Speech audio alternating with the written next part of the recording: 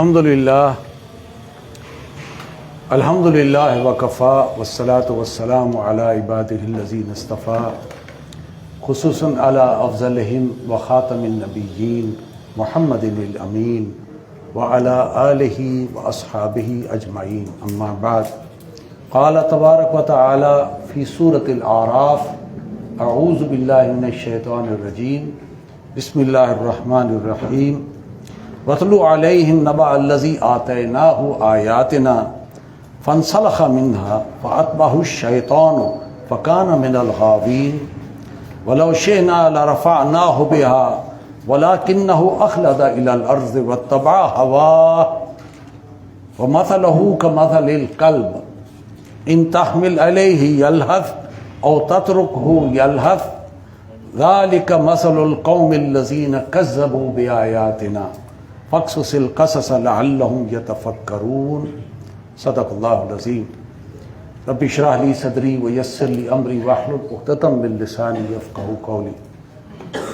حضرات گرامی، جیسا کہ شاہ صاحب نے فرمایا کہ اقبال اور قادیانیت کے حوالے سے کچھ باتیں آپ کے گوش گزار کرنی ہیں، یہ شاہ صاحب کا حسن ظن ہے کہ انہوں نے مجھے یہاں بلایا ہے۔ میں دیکھ رہا تھا کہ ان 10 دنوں میں ماشاءاللہ ہمارے شہر ملتان کے چوٹی کے علماء کو بلایا گیا ہے تاکہ وہ روزانہ ایک دن آ کر جو ہے خطاب فرمائے، جبکہ میرا جو معاملہ ہے نہ میں عارف، نہ مجدد، نہ محدث، نہ فقیہ، میں تو ایک MBBS ڈاکٹر ہوں۔ تو یہ ان کی محبت ہے کہ انہوں نے مجھے اس قابل سمجھا ہے کہ میں اقبال اور قادیانیت کے حوالے سے کچھ باتیں آپ کے گوش گزار کروں۔ قادیانیت ایک سرطان ہے، it is a cancer. Cancer کا، چونکہ میں ڈاکٹر ہوں مجھے پتہ ہے، اور اتفاق سے میں خود بھی کینسر کا مریض ہوں۔ اللہ تعالیٰ نے مجھے الحمدللہ صحت دی ہے، لیکن میں 2 سال بڑے مشکل سے گزرا ہوں۔ کینسر کا پتہ نہیں چلتا، پتہ اس وقت چلتا ہے جب وہ آخری سٹیج میں ہوتا ہے۔ اندر ہی اندر کینسر پھیلتا ہے، آپ کے جگر کو، آپ کے گردوں کو، آپ کے پیٹ کے اندریوں کو، اس کے اندر ان سیلز کو تباہ کر دیتا ہے۔ تو قادیانیت بھی اسی طرح ایک سرطان ہے، وہ اندر ہی اندر جڑیں جماتا ہے، پھیلتا ہے۔ آپ کے ایمان کو، آپ کے عقائد کو، آپ کی روحانیت کو، آپ کی دینی غیرت اور حمیت کو وہ اندر ہی اندر سے جو ہے کھاتا ہے، ختم کرتا ہے، دیمک زدہ کرتا ہے۔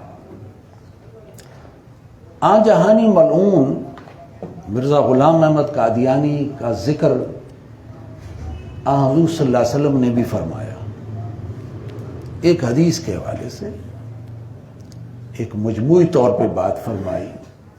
آپ کا قول مبارک لا تقوم الساعۃ، قیامت قائم نہیں ہوگی حتی یخرج 30 دجالون، جب تک کہ 30 دجال نہ ظاہر ہو جائیں، کلہم یزعم، ان میں سے ہر ایک یہ دعویٰ کرے گا انہ رسول اللہ، کہ میں اللہ کا رسول ہوں، جبکہ فرمایا انا خاتم النبیین لا نبی بعدی، یعنی 30 دجال دنیا میں ظاہر ہوں گے اور انہیں سے ہر ایک یہ کہے گا کہ میں اللہ کا نبی اور رسول ہوں۔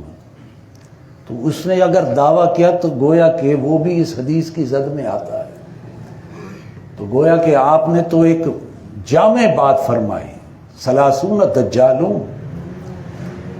وہ شخص ننگے دین ہے، ننگے ملت ہے، ننگے قوم ہے، ننگے وطن ہے، کردار کا انتہائی ہلکا، جھوٹا اور مکار انسان تھا۔ یہ میں آگے چل کر بتاؤں گا کس اعتبار سے، کیسے کیسے اس نے جھوٹ اور جو ہے، لیکن کردار کا ہلکا تھا۔ اس کو مختلف جگہوں سے نامعلوم نذرانے آتے تھے، اور جو نذرانے آتے تھے اس سے جو ہے کہتا تھا یہ تو اللہ کی طرف سے ایک معجزہ ہے اور سچائی کی نشانی ہے، لہٰذا اس کے ذریعے سے وہ خود عیش میں رہتا تھا۔ وہ جو شاعر کہتا ہے کہ ہم کو تو میسر نہیں مٹی کا دیا بھی، اور گھر پیر کا بجلی کے چراغوں سے ہے روشن، تو وہ خود عیش کرتا تھا، تو لہٰذا یہ اس کا ایک کمزور کردار تھا کہ جو دنیا کے سامنے آیا۔ 1865 میں آریہ سماج کی ایک تحریک اٹھی، اور 1875 میں سوامی دیانند سرسوتی وہ اس تحریک کا بانی تھا۔ اس نے کتاب لکھی ستیارتھ پرکاش، اور وہ اس فلسفے کا بانی تھا، آریہ سماج کی تحریک۔ یہ تحریک کیا تھی؟ یہ تحریک یہ تھی، یہ بت پرستی کے قائل نہیں تھے، ہندوؤں میں سے تھے، بت پرستی کے قائل نہیں تھے، لیکن کچھ مذہبی، سوشل اور یوں سمجھے سماجی کچھ معاملات کے اندر انہوں نے کچھ اصلاحات پیش کی ہوئی تھی۔ مثلا یہ کہ معاشرے کے اندر بیٹھی ہوئی بیوائیں ہیں، ان کی شادی کر دینی چاہیے، چھوٹی بچیاں ہیں کم سنی کی حالت میں، ان کی شادیوں کی مخالفت کی گئی۔ اس طرح کے معاملات انہوں نے مسلمانوں کو دام ہم رنگ زمین میں گرفتار کرنے کے لیے، اور یہ جان لیجئے کہ جو باطل ہوتا ہے وہ سچ نہیں کھڑا ہو سکتا، وہ کچھ نہ کچھ حق کا سہارا لے کر کھڑا ہوتا ہے، تو وہ ان چیزوں کو، معاشرتی چیزوں کو بنیاد بنا کر انہوں نے ایک تحریک اٹھائی، آریہ سماج، اور وید کے وہ کی قطعی حاکمیت کے وہ قائل تھے۔ وید کہتے ہیں عیسیٰ علیہ السلام کی ولادت سے قبل تقریباً 900 1000 یا 1200 برس قبل یہ قدیم مذہبی سنسکرت کے ٹیکسٹ کی کچھ چیزیں تھیں، جس میں اپنشد اور رگ وید، سما وید، تو یہ وید کی حاکمیت کے قائل تھے، اللہ کی حاکمیت کے قائل نہیں تھے، ہندو تھے لیکن بت پرستی کے قائل نہیں تھے۔ تو یوں سمجھیے ایک ملغوبہ بنا کر انہوں نے ایک تحریک اٹھائی، آریہ سماج کی تحریک۔ اچھا، ہندوستان میں انہوں نے خوب اس کو پھیلایا، عام کیا۔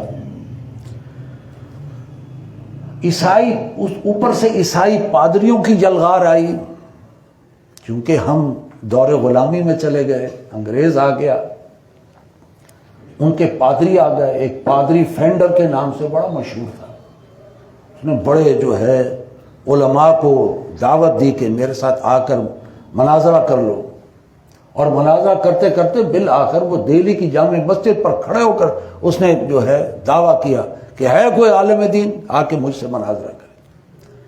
بہرحال اللہ تعالیٰ نے اس وقت مولانا رحمت اللہ کرانوی رحمت اللہ علیہ ان کو اٹھایا، اور انہوں نے اس مناظرے میں پادری فینڈر کو منہ توڑ جواب دیا، جس سے وہ بھاگا وہاں سے اور کسی اور شہر میں گیا۔ انہوں نے بلایا مولانا رحمت اللہ کرانوی کو، وہ وہاں پہنچے، وہ وہاں سے بھاگتے ہندوستان چھوڑ گیا۔ لیکن بہرحال ایک وقت تھا کہ پادریوں کی یلغار آئی، کیونکہ مسلمان غلامی میں جا چکے، مروبیت کا شکار ہو گئے۔ اوپر سے آریہ سماج کی تحریک، جو اصل میں مسلمانوں کو ہندو بنانے کے لیے ایک تحریک تھی۔ اس وقت غلام احمد قادیانی نے کتاب لکھی، سرمہ چشم آریہ، بڑی مقبول ہوئی، بڑی اس کی آؤ بھگت ہوئی، بہت شہرت پائی، ہر دل عزیز وہ شخص بن گیا۔ لیکن یہ ہر دل عزیزی، یہ شہرت اس کے ظرف سے کچھ زیادہ تھی۔ ہر ایک انسان کا ظرف ہوتا ہے، پانی کا گلاس ہے، اگر پانی کا گلاس تقریباً بھرا ہوا ہو تو تھوڑے سے قطرے ڈالیں تو پانی تو گر جائے گا، اس کا ظرف چھوٹا تھا۔ اتنی شہرت اس کو مل گئی تو آپے سے باہر ہو گیا، اور بالآخر وہ گمراہی کا شکار ہو گیا۔ لیکن شروع میں وہ یعنی مسلمانوں کا ایک مذہبی رہنما بن کر آیا، اور آریہ سماج کے خلاف اس نے زبردست دلائل کے ساتھ ان کو جو ہے ان کی تحریک کو رد کیا، جس سے مسلمانوں کی آنکھوں کا تارا بن گیا۔ نبی اکرم صلی اللہ علیہ وسلم کی ایک حدیث ہے کہ ان اللہ یعید الدین بالرجل الفاجر، اللہ تعالیٰ ایک فاسق و فاجر نافرمان انسان کے ذریعے بھی دین کو تائید بخش دیتے ہیں۔ کردار ہلکا ہے لیکن اس کے کسی ایسے فعل سے، قول سے، عمل سے دین کو تقویت حاصل ہو جاتی ہے۔ تو یہ بھی انہیں افراد میں سے تھا۔ میں نے شروع میں سورہ اعراف کی آیات 175 176 دو آیات پڑھی ہیں، وہ اسی کانٹیکسٹ میں پڑھی ہیں۔ اللہ تعالیٰ فرماتے ہیں وَاتْلُو عَلَيْهِمْ، اے نبی ذرا انہیں بیان کر دیجئے، نَبَأَ الَّذِي آتَيْنَاهُ آیَاتِنَا، اس شخص کا ذکر کر دیجئے جس کو ہم نے اپنی آیات کا علم دیا تھا۔ یہ بنی اسرائیل قوم کا ایک شخص تھا، عالم تھا، بلعام بن باورا، اور وہ بڑا مشہور عالم تھا۔ تو اللہ تعالیٰ فرماتے ہیں کہ ہم نے اس کو بڑا علم عطا کیا۔ فانسلخ منہا، لیکن وہ ان آیات کے علم سے نکل کر بھاگ گیا۔ فاتبعہ الشیطان، اپنی کسی شہوانی اور خواہشات کے تحت ان آیات کے علم سے نکل بھاگا، سیدھے راہ سے ہٹ گیا۔ تو جب انسان سیدھے راہ سے ہٹ جاتا ہے تو پھر شیطان پیچھے لگ جاتا ہے۔ تو فرمایا فاتبعہ الشیطان، تو شیطان اس کے پیچھے لگ گیا۔ فکان من الغاوین، اور وہ گمراہ لوگوں میں سے ہو گیا۔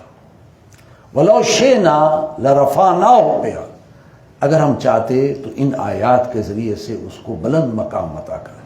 وَرَفَعْنَاهُ، یعنی اس کو بلند مقام عطا کریں۔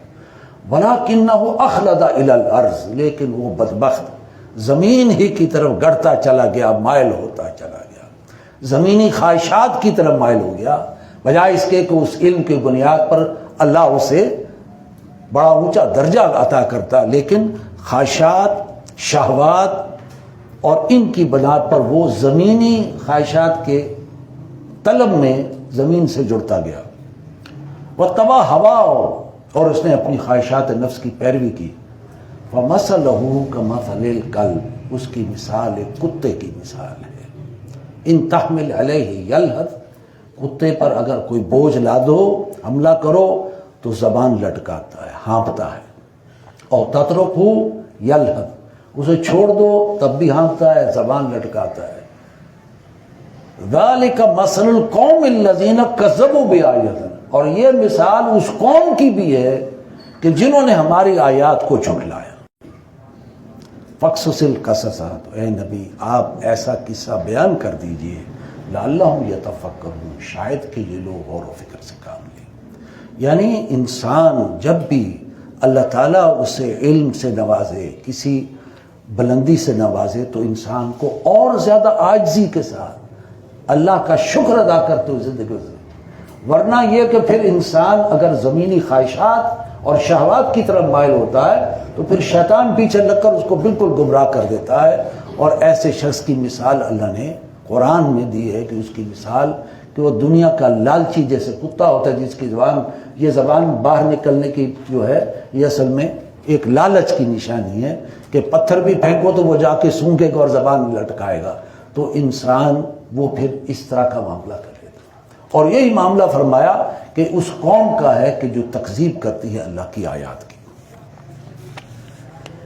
مرزا غلام احمد قادیانی ملعون 1864 سے لے کر 1868 تک سیالکوٹ میں رہا۔ ڈپٹی کمشنر کے دفتر میں وہ ایک کلیکٹر کی حیثیت سے کام کرتا رہا، اور اسی دوران اس نے یہ کتاب بھی لکھی آریہ سماج کے خلاف، اور کچھ اور بھی لکھا پڑھا، گفتگویں کی، جس کی بنا پر وہ ایک مبلغ اسلام کی حیثیت سے مشہور ہو گیا۔ جو بھی دل میں ایک مذہب کا، دین کا کوئی جذبہ رکھتا تھا وہ اس کے قریب آ گیا۔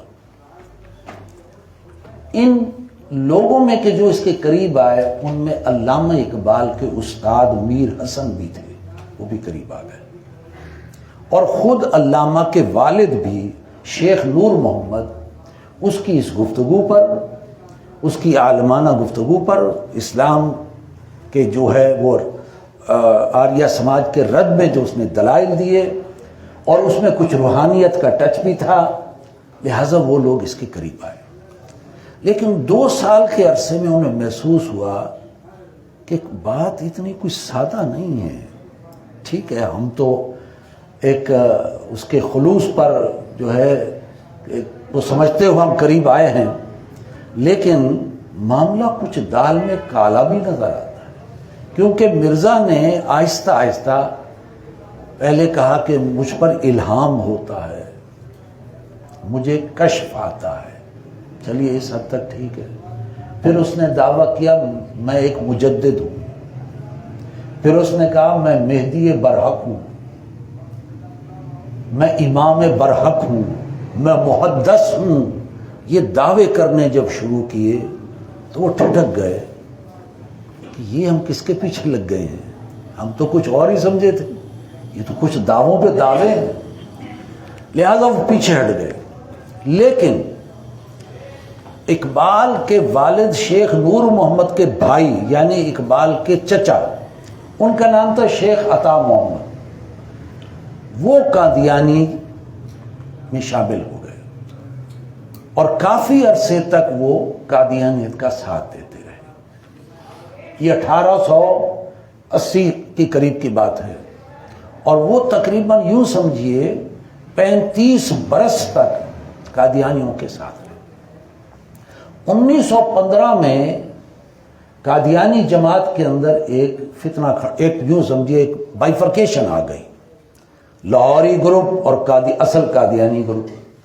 جب یہ 2 تقسیمیں ہوئیں تو پھر شیخ عطا محمد جو اقبال کے چچا تھے وہ پھر اس سے علیحدہ ہو گئے اور ان کا جنازہ بالآخر اہل سنت کے امام نے ان کا جنازہ پڑھایا. لیکن 35 برس تک وہ قادیانیوں کے ساتھ رہے. دوسرے اس کے بیٹے تھے شیخ حجاز. شیخ حجاز نے قادیانیت اختیار کی اور مرتے دم تک وہ قادیانی ہی ہو کر مرا. یہ اس کا نام تھا عطا محمد کا بیٹا شیخ حجاز. اب یہ چچا زاد بھائی ہو گیا نا، عطا محمد چچا ہے، اس کا بیٹا شیخ حجاز. تو ایک شیخ حجاز ایسا شخص تھا کہ جس نے قادیانی اختیار کی اور مرتے دم تک قادیانی ہی رہا، اگرچہ اس کی آگے اولاد پھر مسلمان ہو گئی. اسی طرح شیخ حجاز کا ایک اور بھائی تھا یعنی اقبال کا دوسرا چچا زاد بھائی شیخ مختار، وہ مسلمان ہی رہا اور اس کی بہنیں بھی مسلمان ہی رہی. یعنی چچا 35 برس تک رہا لیکن طائب ہو گیا. چچا کا ایک بیٹا وہ مستقل قادیانی ہی رہا. اقبال کے حوالے سے قادیانیوں کا ایک دعویٰ ہے اور یہ دعویٰ اور شوشہ انہوں نے اقبال کے وفات کے 15 سال بعد یہ شوشہ دنیا میں عام کیا کہ اقبال نے 1897 میں ملعون مرزا کے ہاتھ پر بیعت کی اور 1935 تک قادیانی رہے. یہ ان کا دعویٰ. لیکن اقبال کے اپنے بیٹے جسٹس جاوید جو وفات پا گئے اب تو، انہوں نے اپنا بیٹا تھا، اس نے حالانکہ وہ کوئی مذہبی انسان بھی نہیں تھا، سیکولر ذہن کا آدمی تھا، لیکن اس نے اس بات کی تردید کی کہ والد صاحب نے کبھی کوئی ثبوت ہمارے پاس نہیں ہے کہ انہوں نے قادیانیت مرزا کے ہاتھ پر بیعت کی ہو. نمبر 2 شیخ حجاز جو چچا زاد بھائی تھا جو قادیانی ہی رہا اور مرا بھی قادیانی، اس نے بھی نگیٹ کیا کہ میرے چچا زاد بھائی اقبال نے کوئی بیعت نہیں کی، اس کی نفی کی کہ ایسی کوئی بات نہیں. البتہ اقبال کا ایک بیٹا تھا یعنی جاوید اقبال کے علاوہ بڑا بیٹا ایک اور بھی تھا، اس کا نام تھا شیخ آفتاب. شیخ آفتاب باپ سے اکثر ناراض رہتا تھا.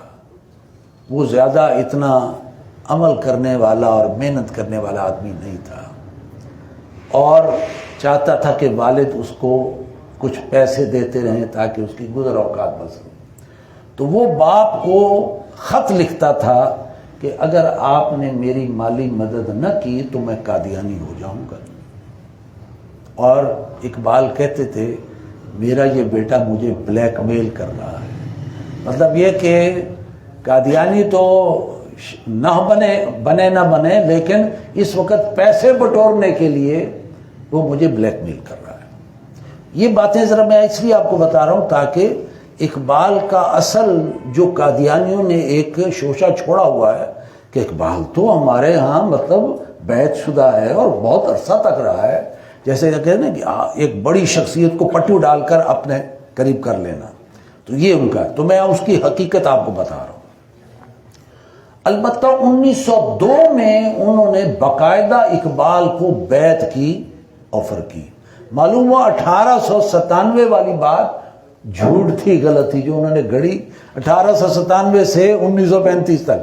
تو 1902 میں انہوں نے باقاعدہ اقبال کو بیعت کی دعوت دی، لیکن جیسا کہ ان کے بیٹے نے بھی کہا اور ان کے چچا زاد بھائی نے بھی کہا کہ اس کا کوئی ثبوت نہیں کہ اقبال نے بیعت کی ہو۔ بہرحال یہ پس منظر میں آپ کو بتا رہا ہوں۔ قادیانیوں کا اپنا ایک طریقہ کار ہے، ایک وتیرہ ہے اور ایک طریقہ واردات سمجھ لیجیے کہ دین کی مسلمہ باتوں میں وہ ابہام پیدا کرتے ہیں، الجھاؤ پیدا کرتے ہیں اور بات کو جیسے گھمایا جاتا ہے، کنفیوژن کریٹ کرنا اور سادہ لوگ مسلمان کو اس چکر میں گھیر لینا۔ یہ ان کا، یہ میں آگے جا کر ثبوت کے طور پر آپ کے سامنے پیش کروں گا کہ ان کا ہر معاملے میں ایک الجھاؤ، ایک جو ہے وہ بات کو گھمانا، کنفیوژن پیدا کرنا، یہ ان کا طریقہ واردات ہے۔ حالانکہ اقبال کا تو اپنا تصور ہے کہ آئین جواں مرداں حق گوئی و بے باکی، اللہ کے شعروں کو آتی نہیں روبائی۔ اللہ کے جو شعر مومن ہوتے ہیں وہ اس طرح دھوکہ، فریب، چالاکی، چاپلوسی، لومڑی پن یہ ان کو نہیں آتی، حق گوئی و بے باکی۔ اقبال کا تصور یہ ہے کہ مومن تو حق گوئی اور بے باک انداز میں جو ہے بات کرتا ہے، لیکن ان کا طریقہ کنفیوژن، بات کو گھمانا، چالاکی پیدا کرنا، ابہام پیدا کرنا، الجھاؤ پیدا کرنا، یہ ان کا طریقہ وعدہ۔ ابتدا جیسے میں نے عرض کیا، اقبال چونکہ چچا کا معاملہ بھی تھا، چچا کا بیٹے کا معاملہ بھی تھا، اقبال پورے طریقے سے، جیسے شاہ صاحب نے بھی کہا کہ آغاز میں اقبال بھی سمجھ نہ پایا۔ اس زمانے کے ایک بڑے مشہور عالم دین تھے مولانا محمد حسین بٹالوی رحمۃ اللہ علیہ۔ اچھا، ان کے بارے میں بھی آتا ہے کہ انہوں نے اپنے علماء کو خطوط لکھ کر کہا کہ بھائی اس کے بارے میں ابھی اتنی سختی نہ کرو، کیونکہ وہ بھی نہ سمجھ پائے اس کو، کیونکہ عیاری تھی، چالاکی تھی۔ لہذا انہوں نے بھی کہا کہ ابھی تیل دیکھو، تیل کی دھار دیکھو، ابھی ایک دم سے فیصلہ اس کے خلاف مت دو۔ لہذا انہوں نے بھی یہ مطلب سمجھنے میں ان سے بھی ذرا سہو ہوا۔ اقبال میں بھی چونکہ چچا بھی تھا، چچا کا بیٹا بھی تھا، یہ سارے اثرات پیچھے تھے، تو اقبال نے بھی اس کو، قادیانیت کو سمجھنے میں ابھی وقت لیا، ابھی ان کو کلیئر ویژن نہیں تھا۔ لیکن جیسا کہ شاہ صاحب نے بھی کہا، اس میں بہت بڑا کردار ہے احراری مسلمانوں کا کہ جنہوں نے ایک یعنی اس پر جو ہے یعنی ٹھوک بجا کر ختم نبوت اور رد قادیانیت پر دلائل دیے، اور پورے یعنی لٹریچر اور کتابیں اور تقریریں اور یہ سارا کا، اس سے اقبال کا ذہن کلیئر ہوا۔ اور بالآخر اقبال نے کہا کہ میں ذاتی طور پر اس مقام پر پہنچا ہوں کہ قادیانی مسلمان نہیں، اور میں نے اپنی کانوں سے سنا، اقبال کہتا ہے میں نے اپنے کانوں سے سنا ایک شخص کے بارے میں جو نبی اکرم صلی اللہ علیہ وسلم کے بارے میں توہین آمیز الفاظ کا استعمال کر رہا تھا۔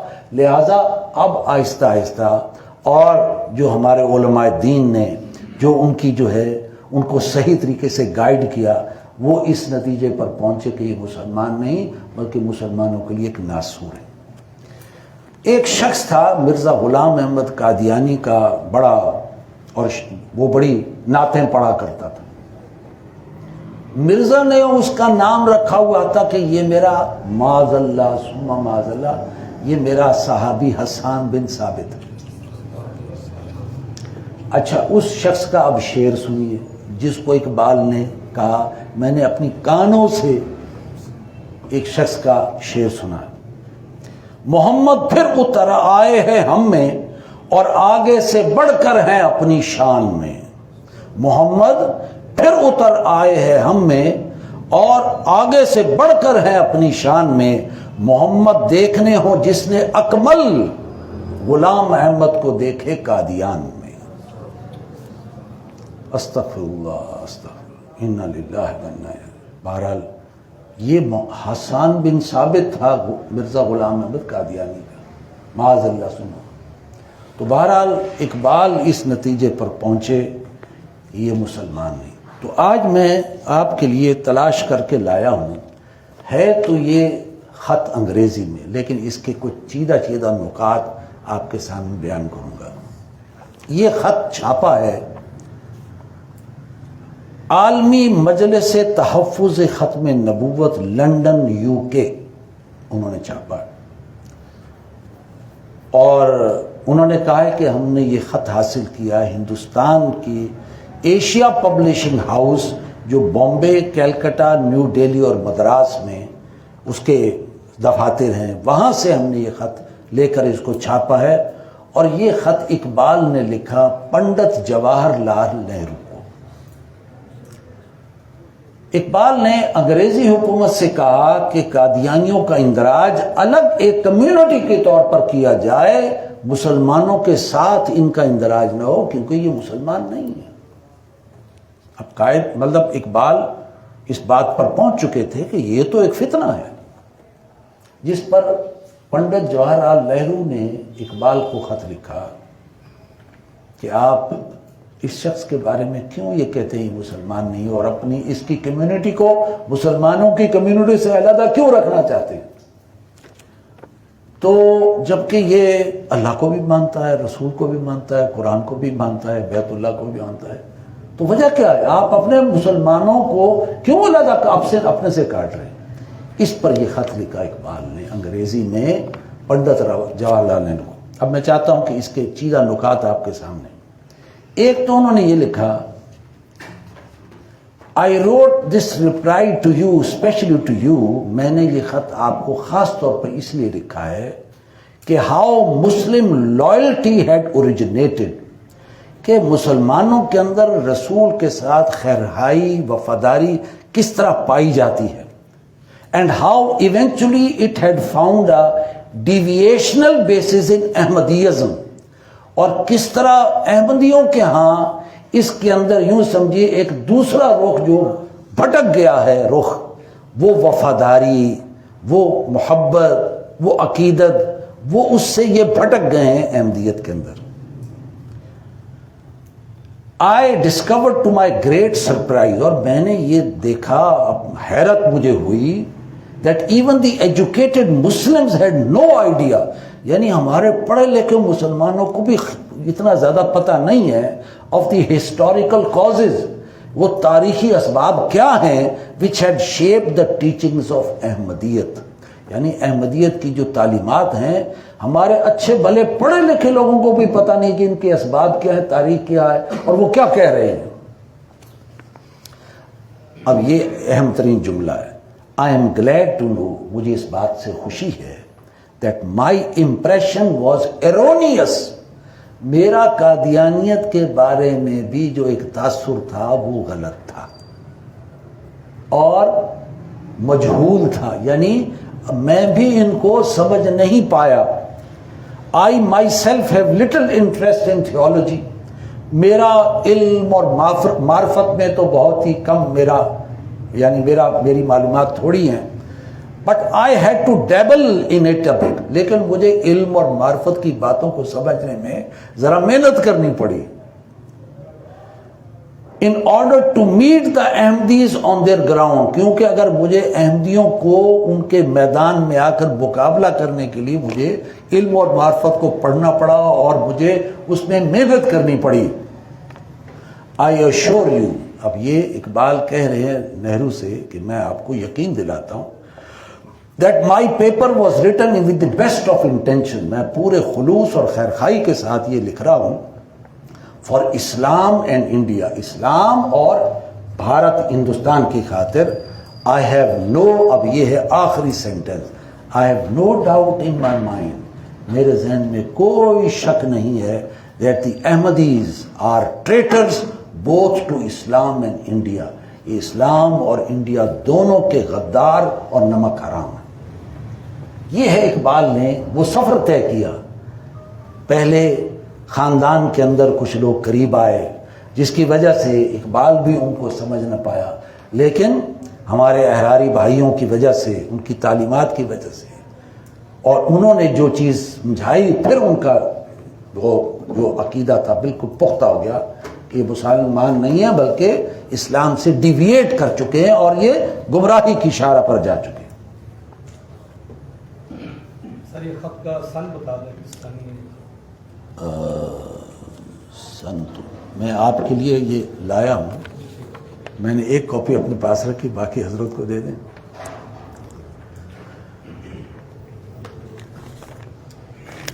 اچھا دیکھیے، 1857 کے بعد، 1857 کی تاریخ کیوں امپورٹنٹ ہے؟ کیا ہوا تھا؟ جنگ آزادی. کامیاب ہوئی کہ ناکام؟ ناکام ہو گئی. جب یہ ناکام ہو گئی تو انگریز سامراج نے اپنا اقتدار مضبوط اور مستحکم کیا، اور گورنر نے مسلمانوں کو اکٹھا کر کے کہا will you be governed by sword اور پین؟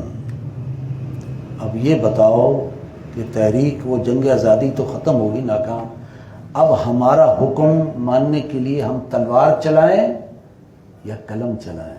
مطلب یہ کہ سختی کریں یا یہ کہ ہماری بات مانو گے، کیونکہ اب تو وہ جیت چکا تھا بازی.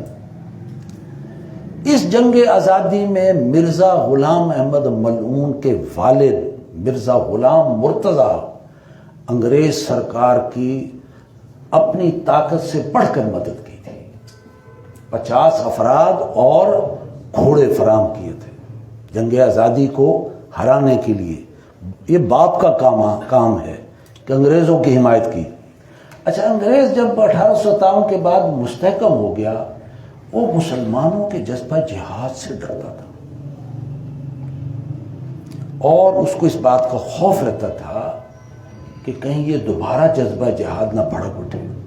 لہٰذا وہ ایک ایسے آدمی کی تلاش میں تھے کہ جو انگریز سرکار کا بڑا خیر خواہ ہو، وفادار ہو، مداح ہو، اور مسلمانوں میں بھی اس کی شہرت ہو، لیکن جہاد کے جذبے کو وہ سرد کر دے. سم ہاؤ کوئی ایسا بندہ ہاتھ میں آئے کہ جذبہ جہاد کو سر کر دے.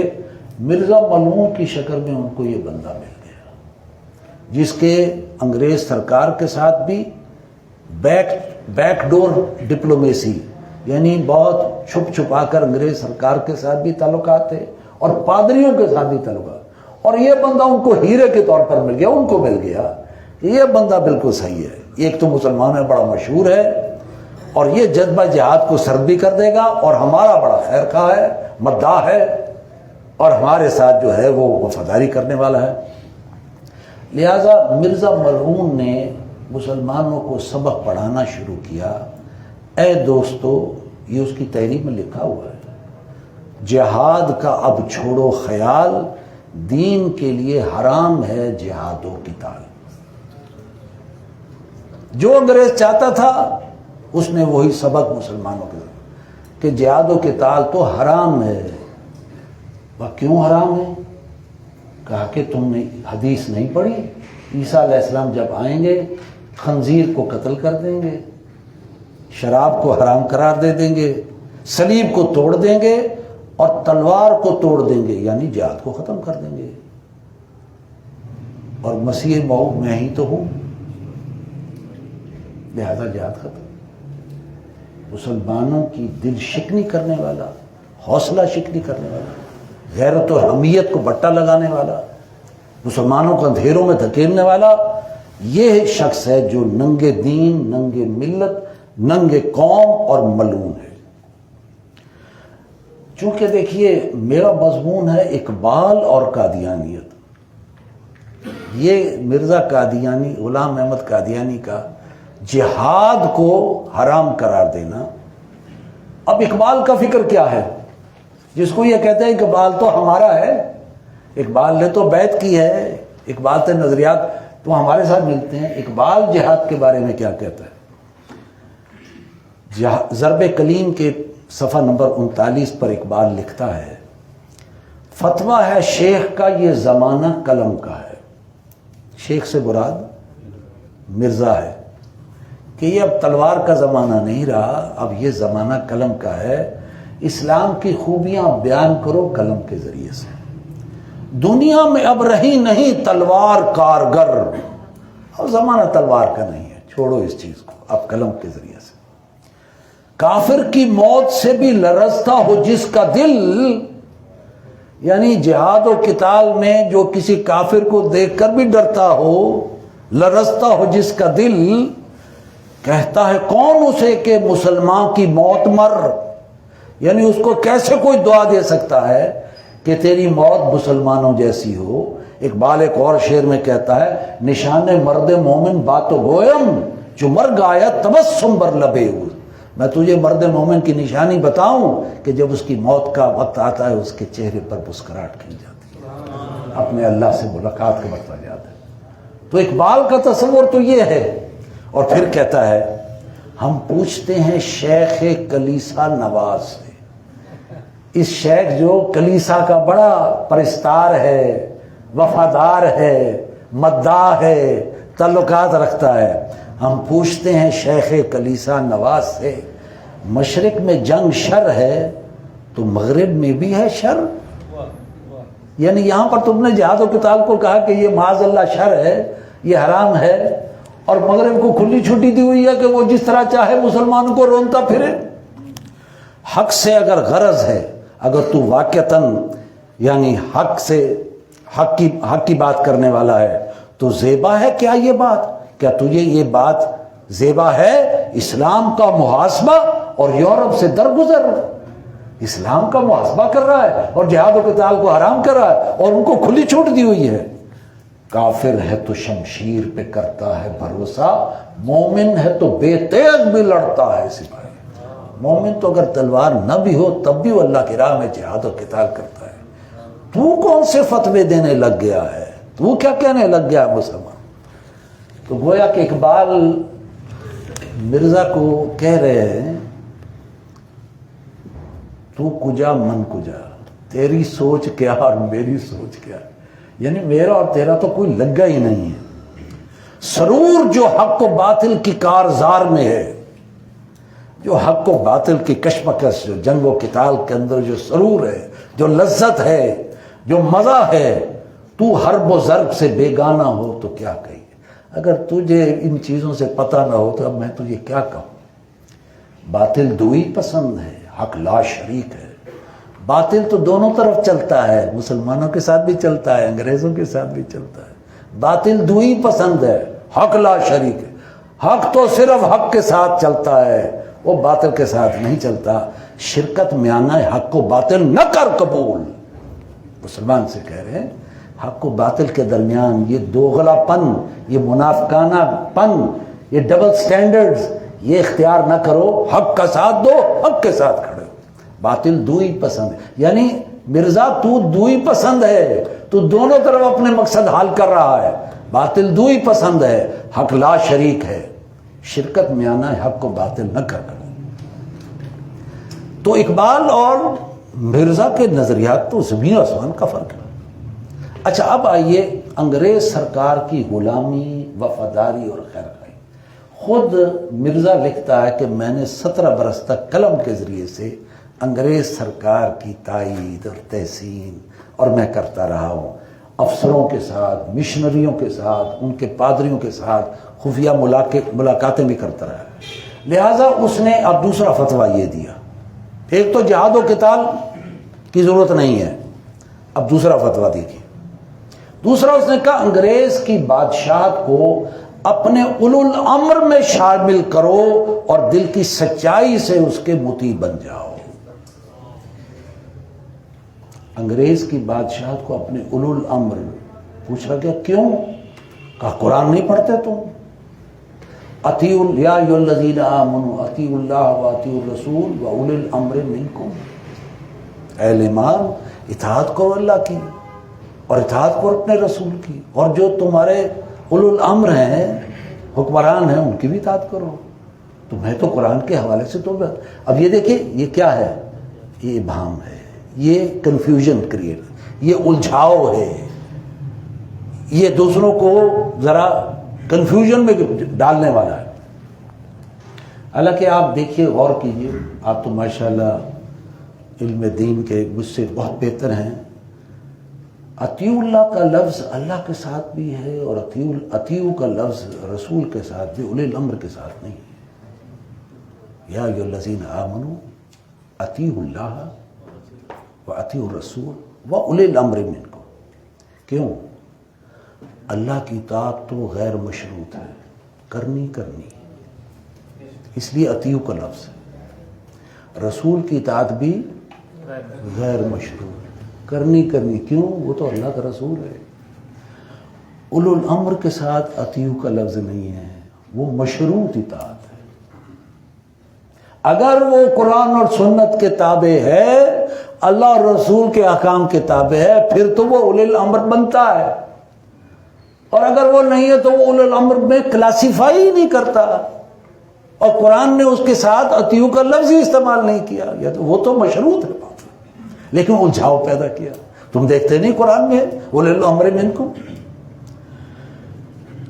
افغانستان کا جو والی تھا حبیب اللہ کے نام سے، اس کو مرزا نے خط لکھا کہ میں ایک نبی اور رسول ہوں،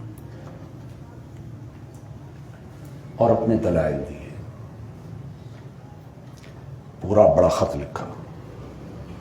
والی نے پڑھا، اس کے پیچھے ایک جملہ لکھا اور واپس دے دیا۔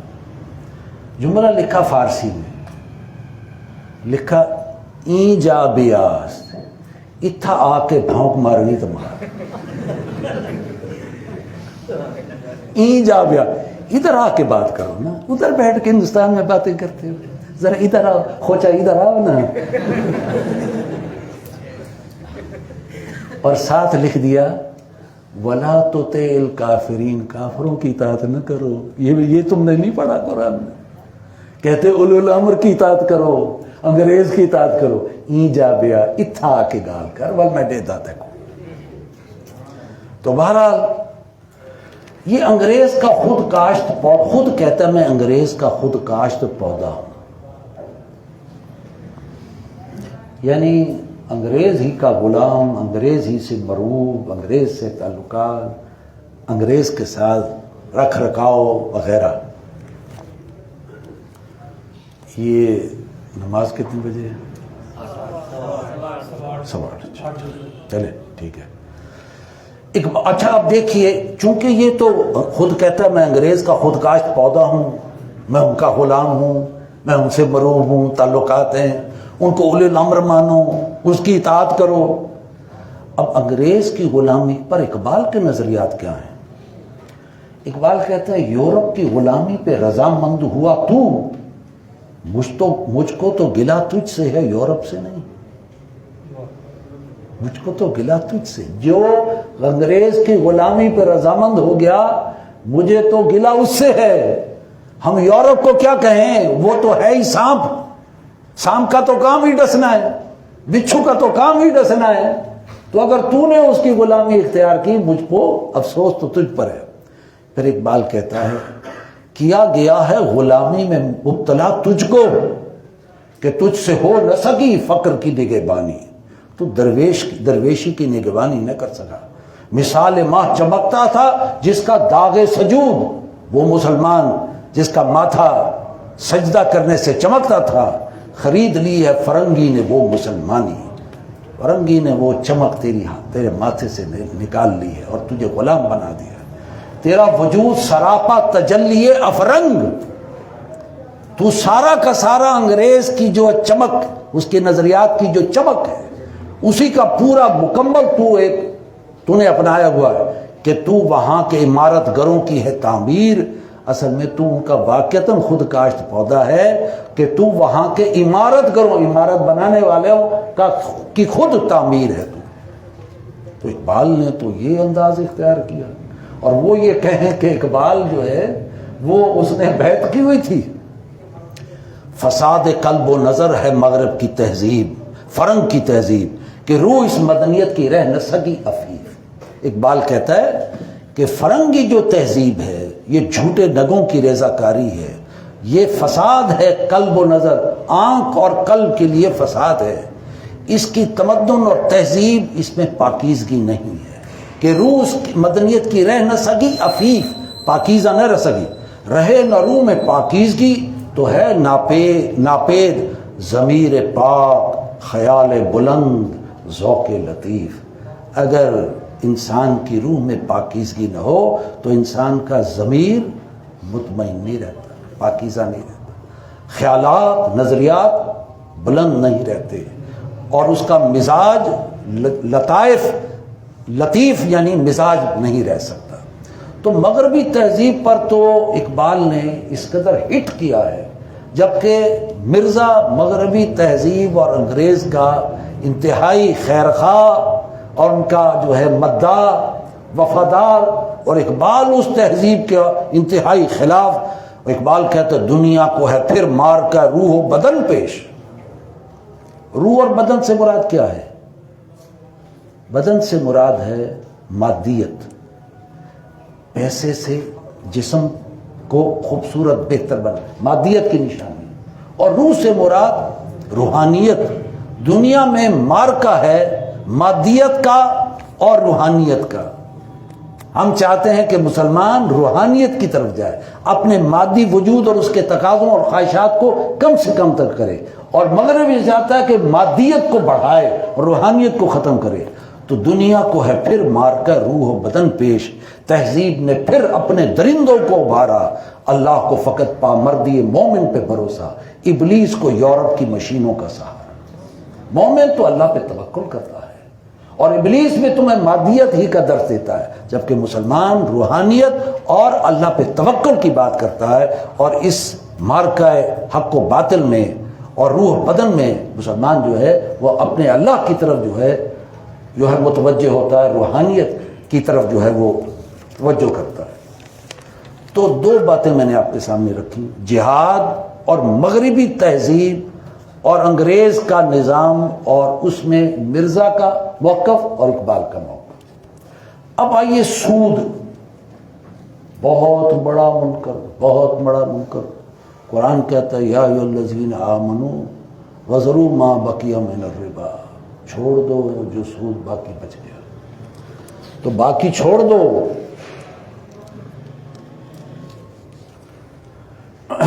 بعد میں آخر میں اور فرما فَإِن لَمْ تَفْعَلُوا، اور اگر تم سود نہیں چھوڑتے تو کیا فرمایا؟ فَأَذَنُوا بِحَرْبٍ مِّنَ اللَّهِ وَرَسُولِهِ، اللہ اور اس کے رسول کا تمہارے خلاف اعلان جنگ۔ کیا کوئی ملک جو سودی نظام اپنائے ہوئے تو کیا وہ اللہ سے یہ جیت سکتا ہے؟ یہ بازی اللہ اور اس کے رسول کا اعلان جنگ ہے۔ اور رسول نے کیا فرمایا سود کے بارے سے؟ کہ سود کے 70 حصے ہیں، اور 1/70 حصہ ایسے ہے جیسے ماں کے ساتھ نکاح کا۔ اس قدر بڑا منکر۔ مرزا سے سوال ہوا کہ سود کے بینک کے سود کے بارے میں آپ کا کیا خیال ہے؟ اب مرزا کا جواب ہے، پھر دیکھیے بات کو گھمانا، ٹھیک ہے نا، اور اس میں ابہام پیدا کر۔ مرزا نے کہا بینک کا سود اشاعت اسلام کے لیے حلال ہے، کیونکہ وہ اللہ کے قبضے میں آ گیا۔ جب آپ سود دے رہے ہیں گیا تو اللہ کے پاس ہے، لہذا بینک کا سود اسلام کی اشاعت کے لیے حلال ہے۔ جبکہ اللہ تعالیٰ فرماتا ہے کہ یمحق اللہ الربا ویربی الصدقات، اللہ تو سود مٹاتا ہے اور صدقے کو بڑھاتا ہے۔ اور حدیث میں ہے کہ انسان اگر اس کا جسم، اس کا لباس، اس کا کھانا پینا سود کے ساتھ پلا بڑا ہو تو آواز آتی ہے کہ میں تیری دعا قبول کروں تو کیسے کروں، تیرے تو ریشے ریشے میں سود ہے۔ یہ آپ صلی اللہ علیہ وسلم کی حدیث ہے۔ تو سود اتنا بڑا منکر ہے، اور مرزا ابہام پیدا کر رہا ہے کہ وہ سود جو بینک کا ہے اگر اس کو اللہ کی رضا کے لیے دو تو وہ ٹھیک ہے، اشاعت اسلام کے لیے دو وہ ٹھیک ہے۔ اب ذرا اقبال کو سنیے کہ وہ سود کے بارے میں کیا کہتا ہے۔ از ربا فارسی کا شعر ہے، از ربا آخر چمی زائد فتن، ربا کے پیٹ میں سے سوائے فتنوں کے کیا برآمد ہوگا۔ از ربا آخر چمی زائد فتن، کس ندانت لذت قرض حسن، اسے پتہ نہیں ہے قرض حسن کی جو لذت ہے کہ انسان کسی کو دے کر اس کی مشکل پوری کر دے، تو اس قرض حسن کی لذت سے آشنا نہیں۔ از ربا جاں تیرا دل چوں خشت و سنگ، ربا سے انسان کے اندر وہ تاریکی آتی ہے کہ دل اینٹ اور پتھر کی طرح سخت ہو جاتا ہے۔ آدمی درندہ بے دندان و چنگ، انسان جو ہے درندہ بن جاتا ہے، چاہے اس کے نوکیلے دانت اور پنجے نہ ہو لیکن ہے درندہ۔ اقبال نے تو ربا کے بارے میں یہ بات ہے، اور پھر اقبال کہتا ہے این بنوک، یہ بینک، این بنوک ای فکر چالاک یہود، یہ تو یہود کا چالاکی کا نظام ہے، بینکنگ کا نظام، سودی نظام۔ این بنوک ای فکر چالاک یہود، نور حق از سینہ آدم ربود، آدم کے سینے سے جو نور اللہ نے رکھا ہے وہ ختم ہو جاتا ہے۔ تاؤ تہ و بالا نہ کردد ای نظام، جب تک کہ تم اس باطل نظام سودی نظام کو ختم نہ کرو، دانش و تہذیب و دین سودائے خام، یہ دانش کی باتیں، تہذیب کی باتیں، اس سے کوئی فرق نہیں پڑے گا جب تک کہ سود کے نظام کو ختم نہیں کرو۔ تم لاکھ کہو کہ ہم جو ریاست مدینہ کی اسٹیٹ بنا رہے ہیں، غریبوں کو دیں گے، فلاں کو دیں گے، فلاں کو دیں گے، جب تک کہ سود کو نہیں ختم کرتے، تا تہ و بالا نہ کردد ای نظام، دانش و تہذیب و دین سودائے خام، کچھ حاصل نہیں۔ سب سے بڑا منکر سود۔ مرزا کا کیا قول ہے، اقبال کا نظریہ کیا ہے سود کے بارے میں۔ اب میں آپ کے سامنے رکھتا ہوں کہ مرزا کی جو شخصیت تھی، میں نے کہا تھا مکار، جھوٹا اور کس بیانی کرنے والا، صداقت تو اس کے قریب آئی نہیں، جبکہ اقبال صداقت پر اتنا زور دیتا ہے، سبق پھر پڑھ صداقت کا، عدالت کا، شجاعت کا، لیا جائے گا تجھ سے کام دنیا کی امامت کا۔ اور کہتا ہے اقبال، ہو صداقت کے لیے جس کے دل میں مرنے کی تڑپ، پہلے اپنے پیکر خاکی میں جان پیدا کرے، اپنی ضمیر کو روشن رکھے، اپنی فطرت کو روشن رکھے، جان پیدا کرے، پھر اگر صداقت کے لیے وہ زندہ رہنا چاہتا ہے تو بہرحال مرزا کے جو دعوے تھے وہ سارے آہستہ آہستہ تدریج کے ساتھ جھوٹ اور مکاری پر آگے بڑھتے گئے۔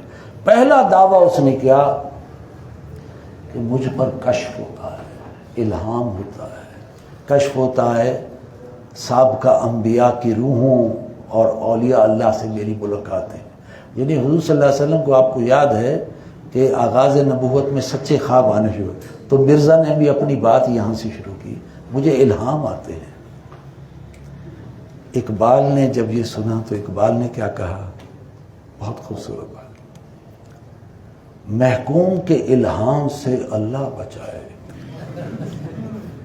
جو شخص انگریز کا اتنا غلام اور محکوم ہو اور وہ یہ کہے مجھے الہام، محکوم کے الہام سے اللہ بچائے، غارت کرے اقوام ہے وہ صورت چنگیز، چنگیز کی شکل میں قوموں کی بربادی کا نشان ہے وہ شخص جو محکوم ہے اور کہتا ہے مجھے الہام ہوتا۔ تو بہرحال یہ تو اقبال نے اس کے الہام کے اوپر اشعار کہے۔ اچھا پھر اس نے کہا کہ جناب میں مجدد ہوں۔ مجدد کسے کہتے ہیں؟ میں دین کی تجدید کرنے والا ہوں، میں دین کو نیا کرنے والا ہوں، دین کی سچائی اور حقانیت پر جو گرد و غبار آ گیا میں اس کو ہٹا کر دوبارہ اثر نو وہی دین، سچا دین دنیا میں پیش کرنے والا، یہ ہے تجدید دین، میں مجدد ہوں۔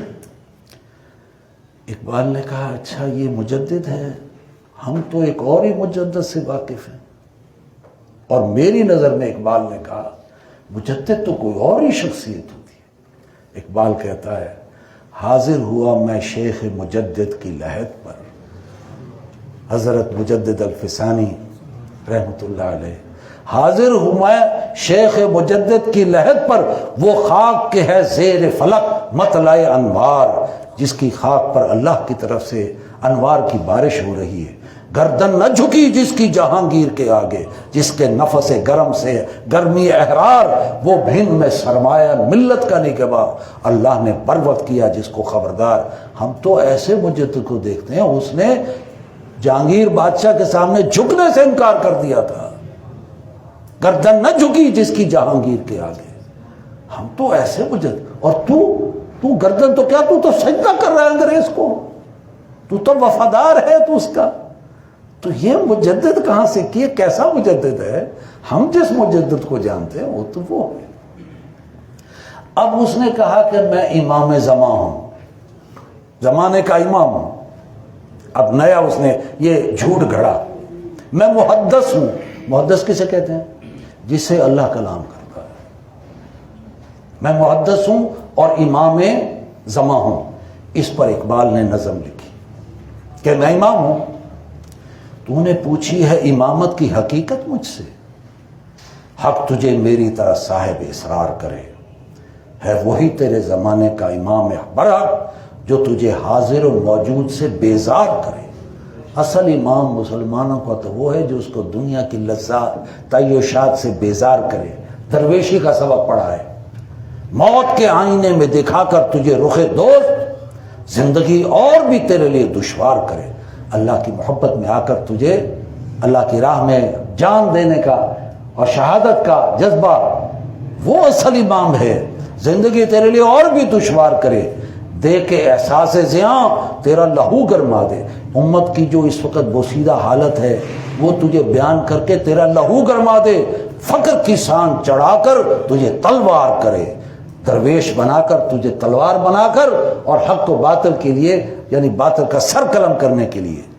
اور آگے آخری شعر میں اقبال مرزا سے خطاب کر کے کہتا ہے، فتنہ ملت بیضا ہے امامت اس کی امامت اس روشن ملت کی کہ فتنہ ہے جو مسلمان کو سلاطین کا پرستار کرے، جو تجھے انگریز سے جو ہے اس کا وفادار بنائے، اس سے بڑا فتنہ اور کیا ہے۔ دیکھیے ایک ایک اس کے دعوے پر اقبال کا رد عمل۔ پھر اس نے کہا کہ میں مہدی برحق ہوں۔ اب مہدی کا تصور ہے، امام مہدی ایک مجدد ہوں گے، آخری دور میں آئیں گے، تو اس نے مہدی برحق کا۔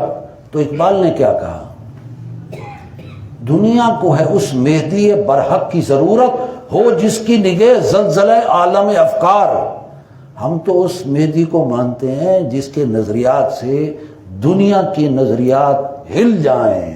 جیسے نبی اکرم صلی اللہ علیہ وسلم دنیا میں تشریف لائے تو قرآن مجید جو ہے وہ لے کر آئے اور دنیا میں ٹھنڈھلی مچ گئی، باطل نظام ڈرنے لگ گیا، کانپنے لگ گیا۔ وہ جو غالباً میرا خیال میں حالی نے کہا ہے کہ اتر کا ہیرا سے سوئے قوم آیا اور ایک نسخہ کیمیا ساتھ لایا، وہ بجلی کا کڑکا تھا کہ صوت ہادی عرب کی زمین جس نے ساری ہلا دی۔ الحاق کا ملحاق کا وما ادراک ملحاق القاریہ ملقاریہ وما ادراک ملقاریہ، ان آیات نے تو مکے میں تھلتھلی مچا دی۔ تو ہم تو اس مہدی برحق کو مانتے ہیں جن کے نظریات سے باطل نظریات میں زلزلہ آ جائے، ہم تو اس مہدی کے قائل ہیں۔ اور تمہارے نظریات وہ تو انگریز کی غلامی کے لیے۔ اور ایک آخری شعر ہے مہدی کے حوالے سے، بڑا پیارا شعر اقبال نے کہا ہے، خضر وقت کا جو خضر ہے یعنی امام مہدی جب آئیں گے، از خلوت دشت حجاز آید برون، وہ حجاز کے صحرا میں چھپے ہوئے ہوں گے۔ حدیث میں آتا ہے کہ وہ خانہ کعبے کے پردوں میں چھپے ہوں گے، جبکہ مسلمان ان کو تلاش کریں گے اور پھر وہ وہاں پر مقام ابراہیم پر ان کی بیعت ہوگی۔ خضر وقت از خلوت دشت حجاز آید برون، کارواں زین وادی دور و دراز آئے، اور ایک کارواں آئے گا وادی دور دراز سے جو آ کر خراسان سے قافلے آئیں گے اور وہ حضرت مہدی کی مدد کریں گے اور فلسطین میں اپنے جھنڈے گاڑ دیں گے۔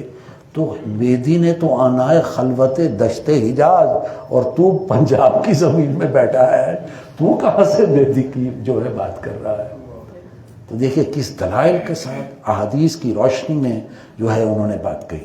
اچھا اب آئیے آخری بات آ رہا ہوں، وقت نہیں ہے زیادہ۔ مسیح اور مسیح کا دعویٰ کرتے کرتے پھر ذلی نبی، پھر بروزی نبی، بالآخر 1902 میں اس نے اپنی نبوت کا اعلان کیا اور کہا کہ سچا خدا وہی ہے جس نے قادیان میں اپنا رسول بھیجا اور جس نے مجھے قبول نہ کیا وہ دار اسلام سے خارج، معاذ اللہ۔ دلیل کیا تھی؟ کہتا میرا تذکرہ تو عیسیٰ علیہ السلام نے کیا تھا، قرآن میں ہے، جا کے پڑھو۔ عیسیٰ علیہ السلام کے بارے میں آتا ہے وَمُبَشِّرًا بِرَسُولٍ يَأْتِي مِن بَعْدِ اسْمُهُ احمد، اور وہ خوشخبری دیتا ہے ایک رسول کی جو میرے بعد آئے گا، اس کا نام کیا ہوگا؟ احمد۔ تو احمد تو آ گیا بھائی، میں ہی تو غلام احمد، تو وہی تو میں ہوں۔ اچھا اس بات سے اب دیکھیے ابہام دیکھیے، چلاکی دیکھیے کہ میں وہ رسول ہوں، احمد آ گیا ہوں، لیکن اس سے نفی ہوتی ہے نبی اکرم صلی اللہ علیہ وسلم کی کہ جب عیسیٰ علیہ السلام نے کہا کہ میرے بعد احمد آئے گا اور وہ دعویٰ کر رہا ہے کہ میں احمد ہوں، تو درمیان میں جو محمد رسول اللہ صلی اللہ علیہ وسلم تشریف لائے تو وہ ان کا کیا بنے گا؟ لہٰذا فوراً پلٹا کھایا اور کہا دنیا میں دو محمد آنے تھے، دونوں آ گئے، ایک محمد رسول اللہ اور دوسرا مرزا غلام احمد قادیانی، وہی صورت، وہی سیرت، وہی باتیں، وہی قرآن۔ ابہام دیکھیے، کنفیوژن دیکھیے، دو محمد آنے تھے بھائی، ایک آ گئے دوسرے آ گئے، صورت بھی وہی ہے، سیرت بھی وہی ہے، باتیں بھی وہی ہیں، کلام بھی وہی ہے۔ اور خود مرزا کا بیٹا مرزا بشیر احمد اپنی کتاب کلمۃ الفصل میں لکھتا ہے کہ اللہ تعالیٰ کا محمد رسول اللہ صلی اللہ علیہ وسلم سے وعدہ تھا ہم آپ کو دوبارہ قادیان میں اتاریں گے، اور 1857 میں اللہ نے قرآن اٹھا لیا تھا، اب وہ نازل ہو رہا ہے والد گرامی پر، لہٰذا اب رحمت للعالمین مرزا غلام احمد قادیانی ہے، اب ورفعنا لک ذکرک مرزا غلام احمد قادیانی ہے، اور سب سے بڑھ کر محبت وہ مرزا غلام احمد قادیانی سے اگر نہیں ہے تو تم مومن نہیں ہو۔ کیوں؟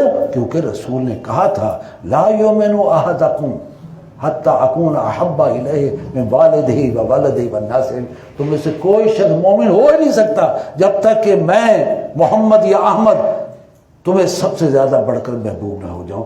وہ اصل میں دو ہی تو محمد تھے، ایک آ گیا، ایک دوسری شکل میں اب آ گیا ہے، معاذ اللہ سبحانہ۔ یہ ہے بہرحال نبوت کا دعویٰ۔ اچھا بہرحال میں آخری بات کر رہا ہوں، اقبال نے نبوت کے اوپر بہت سا کلام کیا ہے کہ محمد سے وفات ہونے تو ہم تیرے ہیں، یہ جہاں چیز ہے کیا لو قلم تیرے، لیکن اقبال نے نبوت کے حوالے سے ایک بڑی زبردست دلیل دی۔ میں چاہتا ہوں یہ دلیل آپ کے سامنے ہے۔ وہ دلیل اقبال نے یہ دی کہ نبوت جس کو ہم جانتے ہیں وہ نبوت قوت اور طاقت اور شان و شوکت والی نبوت تھی، جس میں آپ صلی اللہ علیہ وسلم نے ظلم کے سرداروں کی آنکھوں میں آنکھیں ڈال کر بات کی تھی۔ ہم تو اس نبوت کو جانتے ہیں جس میں 313 صحابہ نے محمد رسول اللہ صلی اللہ علیہ وسلم کے تربیت یافتہ مجاہدین نے 1000 کے لشکر کے ساتھ لڑ گئے تھے۔ ہم تو اس شان و شوکت، اس قوت اور طاقت والی ہوں، ہم تو اس نبوت کو جانتے ہیں کہ کسرا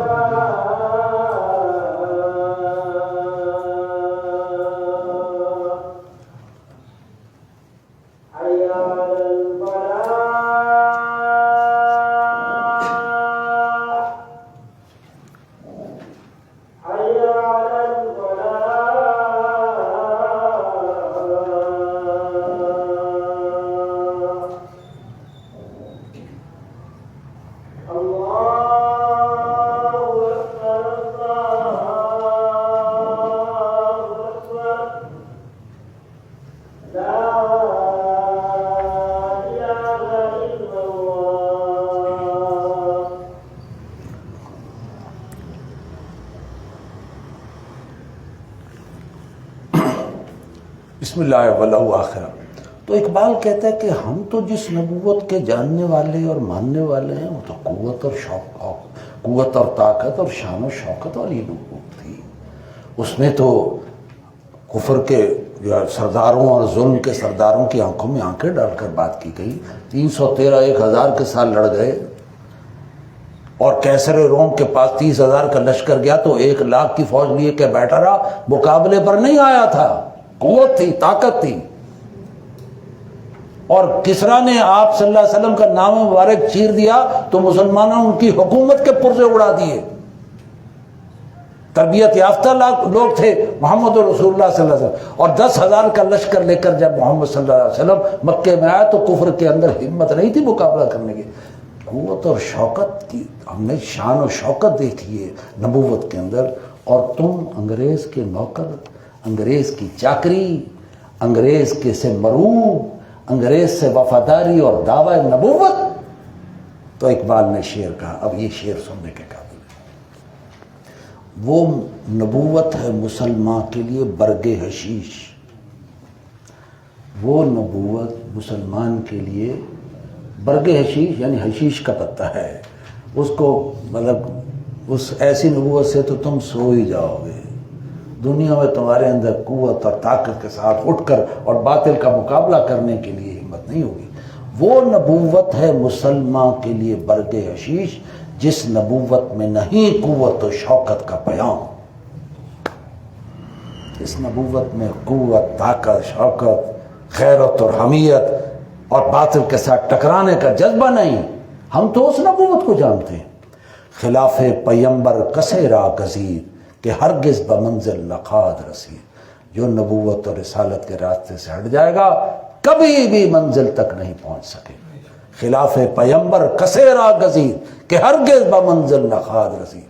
اور صرف نبوت تو بڑی دور کی بات، مسلمان کے حوالے سے اقبال کہتا ہے ہر لحظہ ہے مومن کی نئی شان، نئی آن نئی شان، گفتار میں کردار میں اللہ کی برہان، قہاری و غفاری و قدوسی و جبرو، یہ 4 عناصر ہو تو بنتا ہے مسلمان۔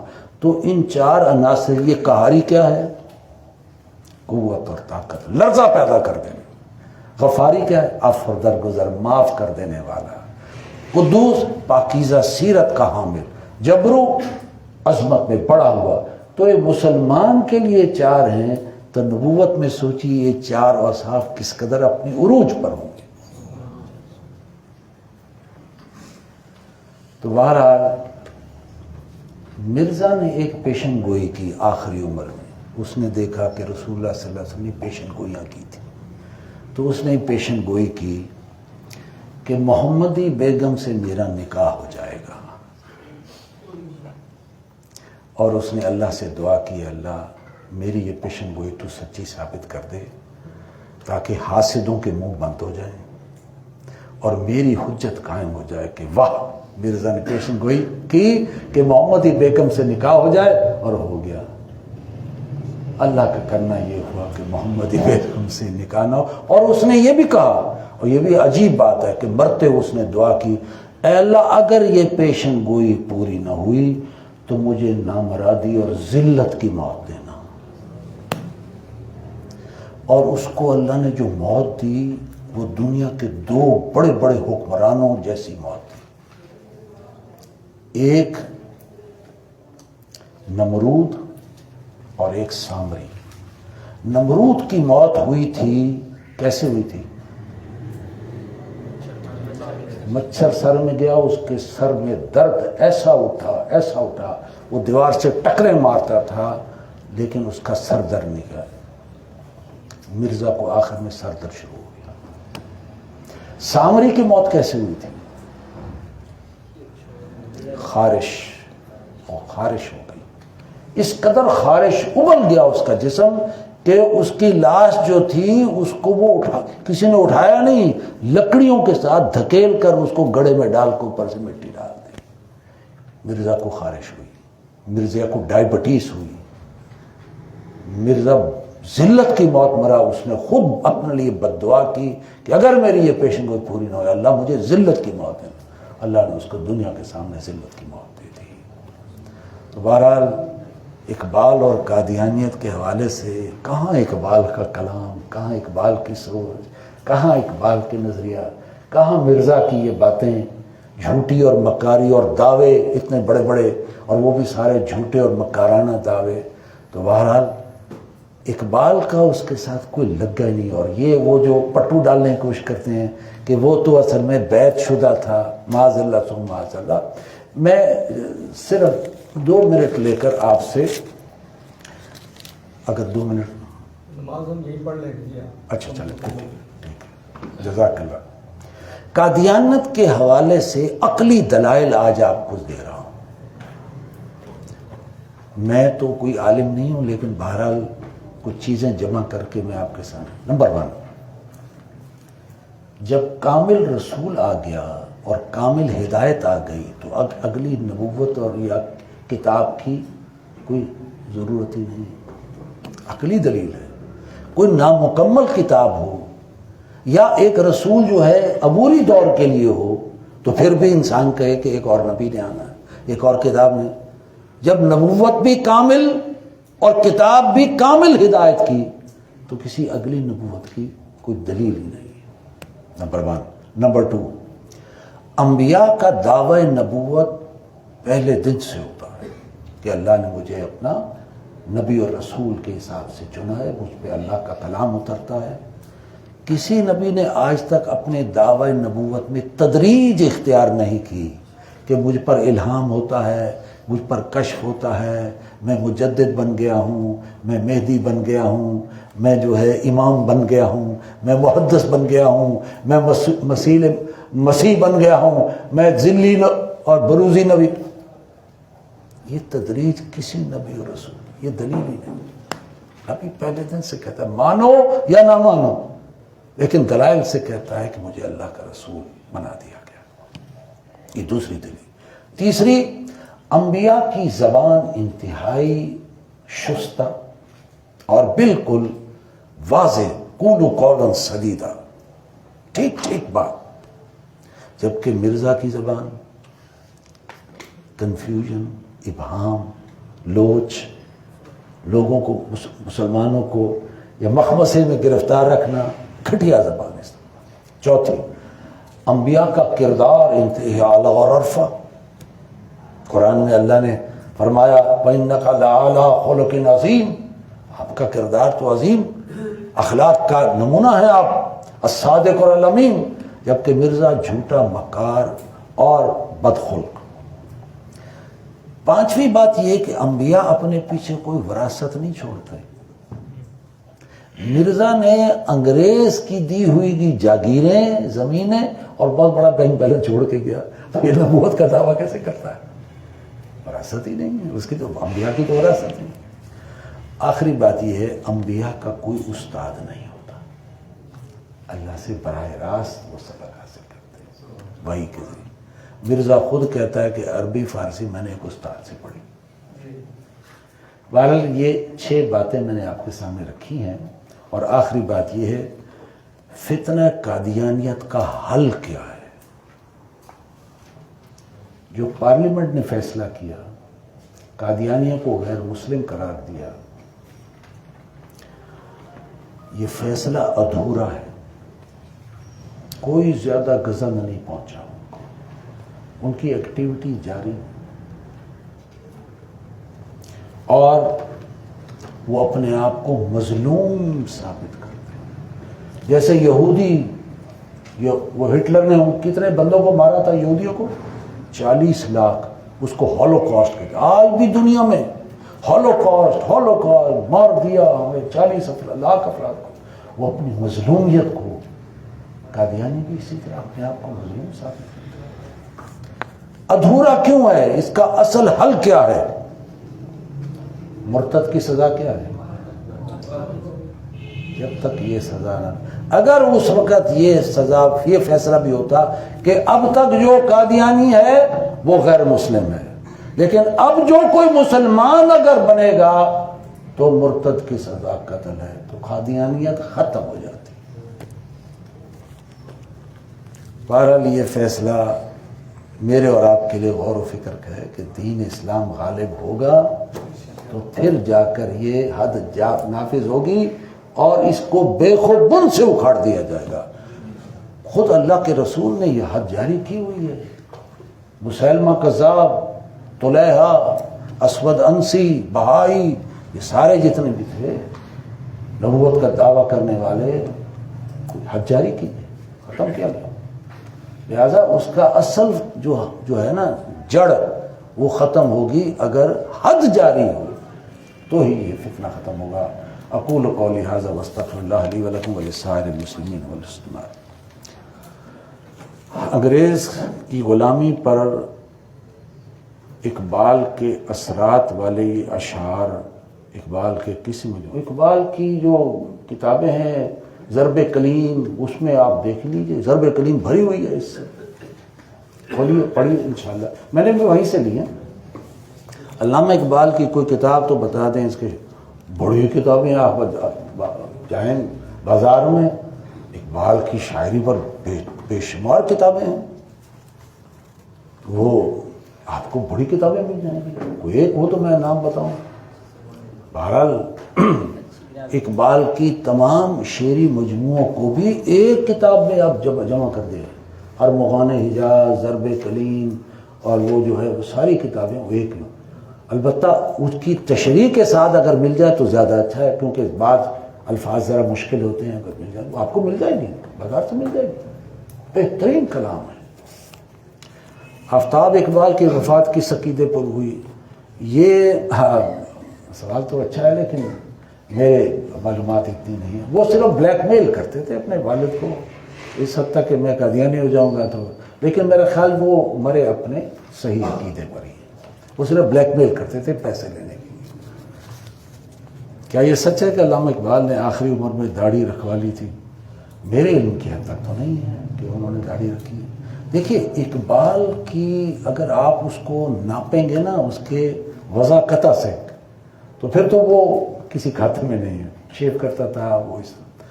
اقبال فکر اسلامی کا مجدد ہے.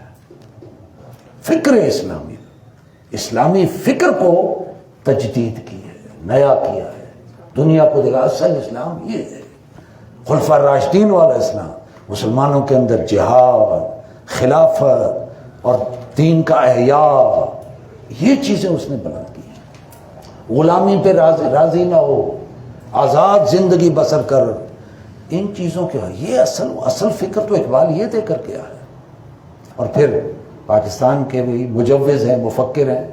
خواب دیکھا انہوں نے کہ ہندوستان کے شمال مغربی حصے میں اگر مسلمانوں کی ریاست بن جائے. خطبہ الہ آباد میں خواب دیکھا اس نے، اللہ نے خواب پورا کر دیا، پاکستان بنا. علامہ نے جو خواب دیکھا تھا نا وہ مشرق شمال مغرب سرحد کا دیکھا تھا، ایسٹ پاکستان کا نہیں دیکھا تھا. تو ایسٹ پاکستان تو 1971 میں ہم سے کٹ گیا. وہ ایک بڑی افسوسناک صورتحال تھی. لیکن اقبال نے صرف ویسٹ پاکستان کہا، تو وہ مجوز پاکستان بھی ہے، مفکر پاکستان اور فکر اسلامی کا مجدد ہے. ہاں اس کا گیٹ اپ، اس کا چہرہ، وضاقت، اس کی میں کوئی بات نہیں کرتا. بہرحال اس کا معاملہ اللہ کے ہاں ہے. لیکن یہ کہ فکر جو ہے اس نے کمال کر دیا، اور کسی کی کوئی تقریر ختم نہیں ہوتی جب تک اقبال کا شعر نہ پڑھا جائے. یہ اس کا کمال ہے. بہرحال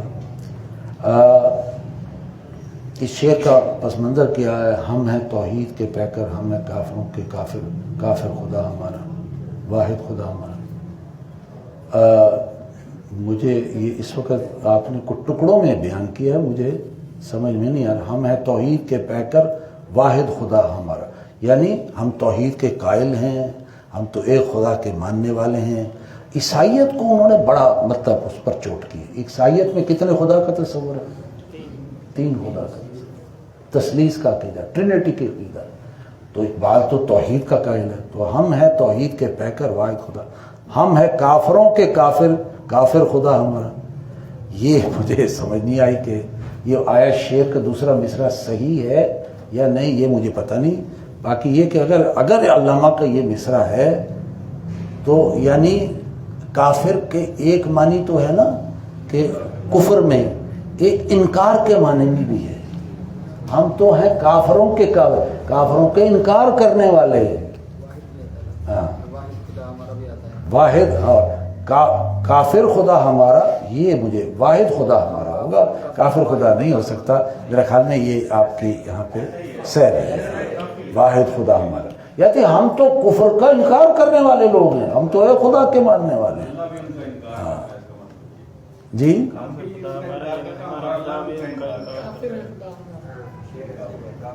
یہ لفظ صحیح ہے کافر خدا ہمارا، پھر اس کا معنی وہ دوسرے ہوں گے شاید۔ بہرحال یہ اقبال کے کلام کو سمجھنے کے لیے بھی تھوڑی سی ذرا سمجھ بوجھ چاہیے۔ تو اللہ تعالیٰ بہرحال ہمیں قرآن مجید میں غور و فکر کرنے کی اور سیدھے راستے پر چلنے کی توفیق عطا فرمائے۔